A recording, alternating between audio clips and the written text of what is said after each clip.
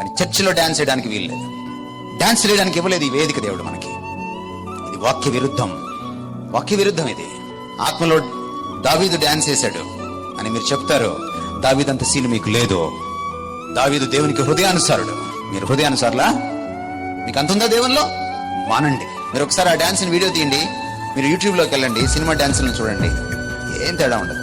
ఆత్మ పేరిట డాన్స్ వేయడం, ఆత్మ పేరిట అరవడం, ఆత్మ పేరిట గందరగోళం చేయడం, దైవజనులు అరవడం, కాంగ్రిగేషన్ అరవడం, దానికి మ్యూజిక్ వాళ్ళు జత కలవడం, ఈ మ్యూజిక్ ని బట్టి వాళ్ళు పైకి వెళ్ళడం. ఇదంతా ఆత్మకార్యం కాదని మీకు మనవి చేస్తున్నాను ఈ సాయంత్రం. ఆత్మకార్యం ఎప్పుడు కూడా క్రీస్తుకు విరుద్ధంగా, ఆయన వాక్యానికి విరుద్ధంగా ఉండదు. గమనించండి, ఆత్మ వచ్చినప్పుడు ఆయన కనపడ్డు, క్రీస్తే కనపడతాడు.